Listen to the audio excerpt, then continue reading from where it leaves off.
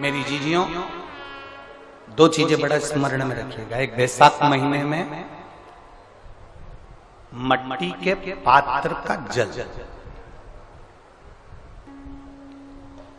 अभी अभी क्या चल रहा है? फागुन। अभी क्या चल रहा है? फागुन।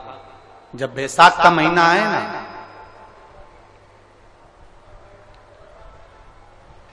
जितने यहां बैठे और जितने आस्था चैनल पर सुन रहे हो, जितने फेसबुक यूट्यूब पर कथा श्रवण कर रहे हैं, जितने मोबाइलों पर देख रहे हैं, प्रयास करना, बैसाख के महीने में मिट्टी के पात्र में जो रात्रि भर जल रखा हो, मिट्टी के पात्र में, अगर आपके पास में घड़ा हो, हंडा हो, नी हो, तो दिया हो, दीपक हो, कुल्लड़ हो, कोई भी तुम्हारे पास में जो मिट्टी का पात्र, उसमें जल भरना।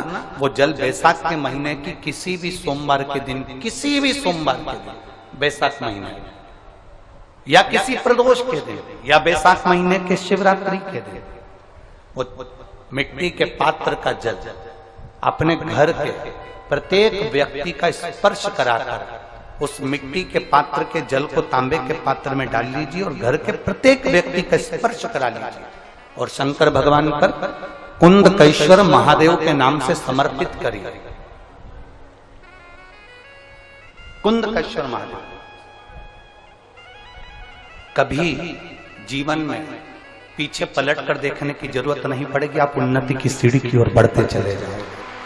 बैसाख महीने में मट्टी के पात्र का जल भगवान शंकर को समर्पित होना चाहिए। उसका सुख हमारे जीवन को एक आनंद फल प्रदान।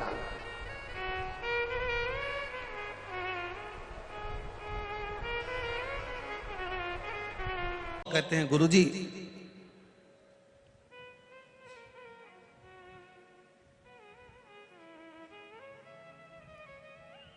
दो पौधे, एक शमी का, एक बेलपत्र का, भूल से भी बेलपत्री के पौधे के नीचे से, बेलपत्री के वृक्ष के नीचे से, अगर भूल से भी, तुम्हें नहीं मालूम कि यह बेलपत्री का पेड़ है, तुम्हें नहीं मालूम कि यह बेलपत्री का पौधा है, तुम्हें नहीं मालूम कि बेलपत्री का वृक्ष है, भूल से भी चलते चलते भी तुम्हारी ट्रैक्टर, तुम्हारी ट्राली, तुम्हारी गाड़ी, तुम्हारा बक्खर, तुम्हारा बेल, तुम बेलपत्री के पेड़ की छांव में से भी अगर निकल कर चले जाते हो तो दिन भर में अगर 100 पाप भी हो जाते हैं तो पल भर में धुल जाते हैं। एक बेलपत्री के वृक्ष के नीचे से, एक बेलपत्री के वृक्ष की छांव से, एक बेलपत्री के वृक्ष की मात्र टहनी की छैया से हमारे कोटि कोटि पाप समाप्त हो जाते हैं। आप सबसे इस कोटेश्वर धाम की पावन धरा से एक निवेदन करना चाहूंगा, पूरे आस्था चैनल के श्रोताओं से, फेसबुक यूट्यूब के श्रोताओं से, और जितने लोग यहाँ कथा सुन रहे हैं, बारिश का समय आए तो एक बेलपत्री का पेड़ बड़ा कर कर उसको कहीं रोड के किनारे अवश्य लगाओ। कोई निकल कर जाएगा, उस पे छांव पड़ गई तो उसका कल्याण हो जाएगा। वृक्षारोपण में बेलपत्री का वृक्ष अवश्य लगाइए।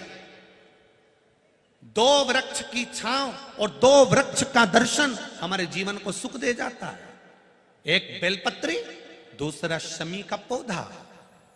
शमी का वृक्ष तुम्हारे घर में बड़ा मत लगाओ, पर शमी का पौधा जब तक तुम्हारे इस हाथ की आकृति का रहे, उसमें से तुम पत्ती तोड़ो मत तोड़ो, उसमें से कुछ तोड़कर तुम शिव जी को चढ़ाओ मत चढ़ाओ। भले तुम बाहर जाकर टूटा हुआ लेकर आ जाओ, पर घर के बाहर, घर के कमरे में नहीं, हॉल में नहीं, घर के अंदर नहीं।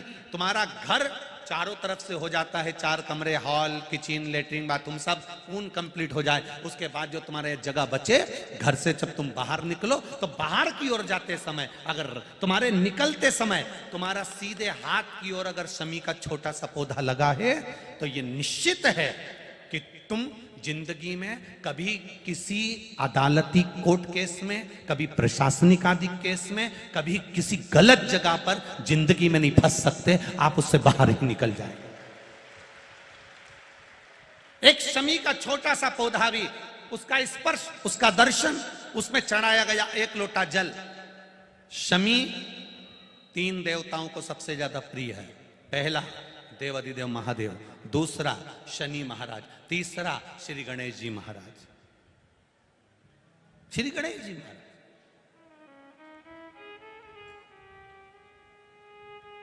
क्योंकि शमी की शादी करने वाला कौन था?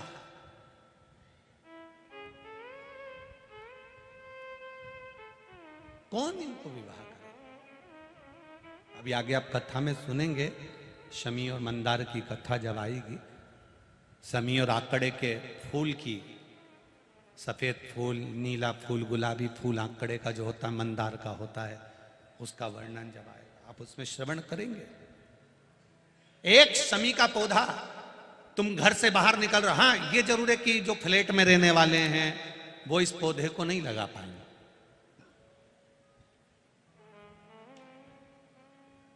क्योंकि जब दरवाजे से निकलते हैं तो अंदर गच्ची होती है, गैलरी होती है, तो कैसे लगाएं घर के बाहर?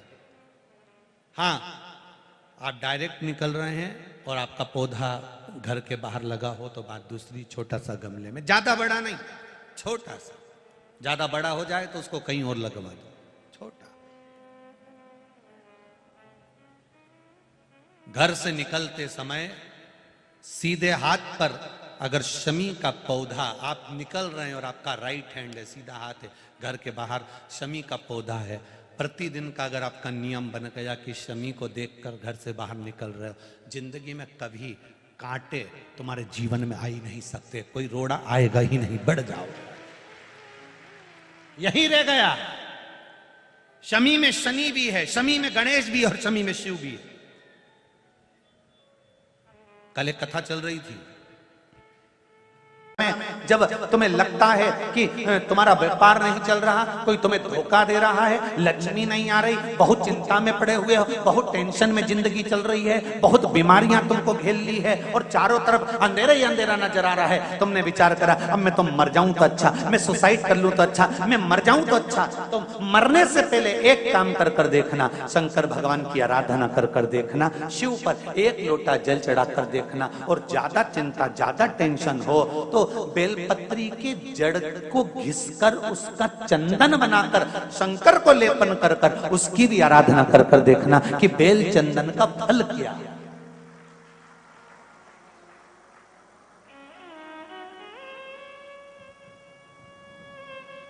एक बेलपत्र, एक बेल, ये कोई साधारण नहीं, एक बेल।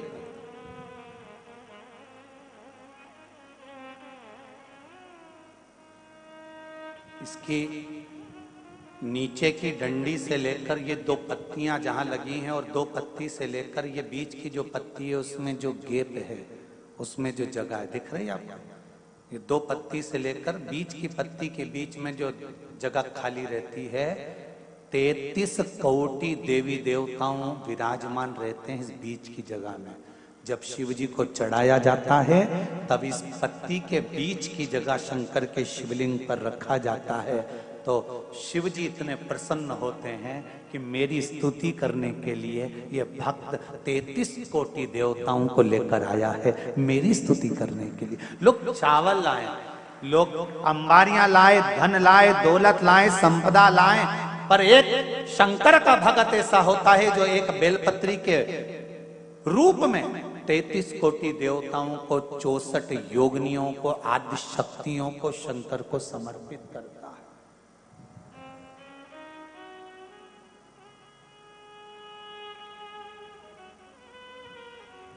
जाओ भगवान के पास, जब भी जाओ तो दिल से जाओ, हृदय से, छल कपट को दूर कर। शराबी और सांप, इनसे भी सीखने को मौका मिलता है। शराबी और सांप रोड पर टेढ़े आड़े चलते हैं पर घर में सीधे ही घुसते हैं।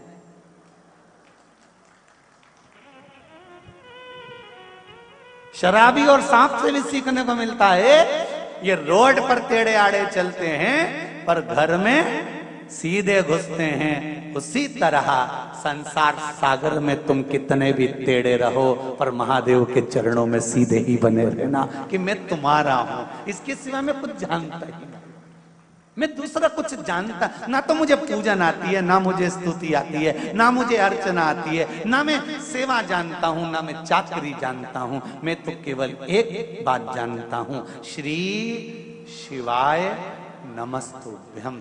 ये वो मंत्र है शिव महापुराण का, इससे ज्यादा मैं कुछ भी नहीं जानता। पंचाक्षर नमः शिवाय, षडाक्षर ओम नमः शिवाय, द्वादशाक्षर ओम नमो भगवते वासुदेवाय, 2 अक्षर का राम जानता हूँ, 2.5 अक्षर का कृष्ण जानता हूँ, इससे ज्यादा मैं जानता